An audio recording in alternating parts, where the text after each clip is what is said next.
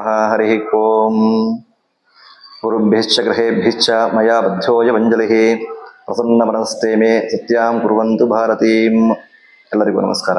ನಮಗೆ ಗ್ರಹಣದ ವಿಷಯ ಅಂತ ನಮಗೆ ವಿಶ್ವಾವಸ ನಾಮ ಸಂವತ್ಸರದ ಉತ್ತರಾಯಣ ಫಾಲ್ಗುಣ ಮಾಸ ಶುಕ್ಲ ಪಕ್ಷದ ಹುಣ್ಣಿಮೆ ದಿನ ಮಂಗಳವಾರದಂದು ನಮಗೆ ವಿಶೇಷವಾಗಿ ಈ ಒಂದು ಕೇತುಗ್ರಸ್ತ ಚಂದ್ರಗ್ರಹಣವು ನಮಗೆ ಭಾರತದಲ್ಲಿ ಸಂಭವಿಸಿರುತ್ತದೆ.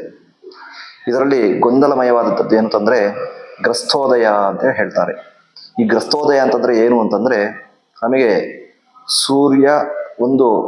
ನಮಗೆ ಸೂರ್ಯನ ಇರುವಂತಹ ಸಮಯದಲ್ಲಿ ಚಂದ್ರಗ್ರಹಣವು ಆಗ್ತಾ ಇದೆ. ಇದಕ್ಕೆ ಗ್ರಸ್ತೋದಯ ಅಂತ ಹೇಳ್ತೇವೆ. ಅಂದರೆ ಚಂದ್ರ ನಮಗೆ ಕಾಣಿಸ್ತಾ ಇರೋದಲ್ಲ, ಆದರೆ ಚಂದ್ರನಿಗೆ ಆ ಒಂದು ಗ್ರಹಣ ಎಂಬುದು ಸಂಭವಿಸುತ್ತದೆ. ಇದಕ್ಕೆ ಗ್ರಸ್ತೋದಯ ಅಂತ ಹೇಳ್ತೇವೆ. ಹಾಗಾಗಿ ಈ ಗ್ರಸ್ತೋದಯ ಕಾಲದಲ್ಲಿ ನಮಗೆ ಆ ಚಂದ್ರಗ್ರಹಣವು ಸಂಭವಿಸಲಿದೆ. ಹಾಗಾಗಿ ಇದರ ಒಂದು ಆಚರಣೆಯು ನಾವು ಅವಶ್ಯಕವಾಗಿ ಕೂಡ ಮಾಡಬೇಕಾಗುತ್ತದೆ. ಆದರೆ ಇದನ್ನು ನಮಗೆ ವಿಶೇಷವಾಗಿ ಶಾಸ್ತ್ರ ಎರಡು ರೀತಿಯಲ್ಲಿ ಹೇಳುತ್ತೆ. ಒಂದು ನಮಗೆ ಏನು 3 ಗಂಟೆ ಸಮಯ ಉಂಟಲ್ವ, ಅದರಲ್ಲಿಯೂ ಕೂಡ ಆಚರಣೆಯನ್ನು ಮಾಡತಕ್ಕಂಥದ್ದು. ಇನ್ನು ವಿಶೇಷವಾಗಿ ಆ 21 ನಿಮಿಷ ಅಂದರೆ ಚಂದ್ರನ ಉದಯ ಆದ ನಂತರ ನಮಗೆ ಆ ಒಂದು 21 ನಿಮಿಷದ ಕಾಲ ಆ ಒಂದು ಗ್ರಹಣವು ನಮಗೆ ಗೋಚರವಾಗುತ್ತೆ, ನಮ್ಮ ಕಣ್ಣಿಗೆ ಕಾಣುತ್ತೆ. ಹಾಗಾಗಿ ಆ 20 ನಿಮಿಷದಲ್ಲಿ ಕೂಡ ವಿಶೇಷವಾದಂಥ 21 ವಿಷಯದಲ್ಲಿ ಕೂಡ ವಿಶೇಷವಾದಂಥ ಆಚರಣೆಯು ಮಾಡಲೇಬೇಕು. ಹಾಗಾಗಿ 3 ಗಂಟೆಯ ಆಚರಣೆಯು ಅವಶ್ಯಕತೆ ಉಂಟು. ಅದೇ ರೀತಿ ಕೂಡ ಆ ಒಂದು 21 ನಿಮಿಷದಲ್ಲಿಯೂ ಕೂಡ ವಿಶೇಷವಾಗಿ ಆಚರಣೆಯು ಅವಶ್ಯಕತೆಯಾಗಿ ಮಾಡಲೇಬೇಕಾಗತ್ತೆ. ಹಾಗಾಗಿ ಈ ಒಂದು ಗ್ರಹಣದ ಆಚರಣೆಯು ನಮಗೆ ಮಾಡಲೇಬೇಕಾಗತ್ತೆ. ಸರಿ, ಈ ಗ್ರಹಣ ಆಚರಣೆಯು ಯಾವ್ಯಾವ ಗ್ರಹಗಳಿಗೆ ಯಾವ ರಾಶಿಗಳಿಗೆ ಎಂಬುದಾಗಿ ನೋಡೋಣ. ವಿಶೇಷವಾಗಿ ನಮಗೆ ಶುಭ ಫಲ ಎಂಬುದು ತುಲಾ ರಾಶಿ, ವೃಶ್ಚಿಕ ರಾಶಿ, ಮೀನ ರಾಶಿ, ಮಿಥುನ ರಾಶಿಯವರಿಗೆ ನಮಗೆ ಶುಭ ಫಲ ಇರುತ್ತದೆ.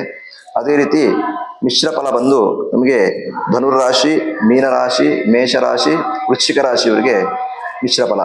ಅದೇ ರೀತಿ ಅಶುಭ ಫಲ ಬಂದು ನಮಗೆ ಸಿಂಹರಾಶಿ, ಕನ್ಯಾ ರಾಶಿ, ಮಕರ ರಾಶಿ ಮತ್ತು ವೃಷಭ ರಾಶಿಯವರಿಗೆ ಅಶುಭ ಫಲವೆಂಬುದು ನಮಗೆ ಉಂಟಾಗುತ್ತೆ. ಹಾಗಾಗಿ ಈ ರಾಶಿಯವರು ವಿಶೇಷವಾಗಿ ಅಶುಭ ಫಲ ಇರತಕ್ಕಂಥ ರಾಶಿಯವರು ವಿಶೇಷವಾದಂಥ ಅನುಷ್ಠಾನ, ಜಪ, ದಾನ ಇತ್ಯಾದಿಗಳನ್ನು ಮಾಡುವ ಮೂಲಕವಾಗಿ ಆ ಗ್ರಹಣದ ಒಂದು ದೋಷವನ್ನು ನಾವು ಪರಿಹಾರವನ್ನು ಮಾಡಿಕೊಳ್ಬೇಕಾಗತ್ತೆ. ಇನ್ನು ಗ್ರಹಣದ ಸಮಯದಲ್ಲಿ ಏನು ಮಾಡಬೇಕು, ನಮಗೆ ಗ್ರಹಣದ ಮುಂಚೆನೆ 5 ಗಂಟೆ ಕಾಲದಲ್ಲಿ ನಾವು ಏನು ಊಟ ಉಪಹಾರ ತಿಂಡಿಗಳನ್ನು ಕೂಡ ಮುಗಿಸ್ಕೊಳ್ಬೇಕಾಗತ್ತೆ. ಮತ್ತೆ ಗ್ರಹಣದ ಒಂದು ನಮಗೆ ಸಮಯ ನಮಗೆ ಮಧ್ಯಾಹ್ನ 3:17ಕ್ಕೆ ಪ್ರಥಮ ಕಾಲ ಅಂತ ಅಂದರೆ ಸ್ಪರ್ಶಕಾಲ ಅಂತ ಹೇಳ್ತೇವೆ. ಮಧ್ಯಕಾಲ 5:10ಕ್ಕೆ, ಮೋಕ್ಷಕಾಲ 6:48ಕ್ಕೆ ಆ ಮೋಕ್ಷಕಾಲವನ್ನು ಕೂಡ ಒಂದು ಗ್ರಹಣದ ಸಮಯವನ್ನು ನಮಗೆ ಶಾಸ್ತ್ರ ಹೇಳುತ್ತೆ.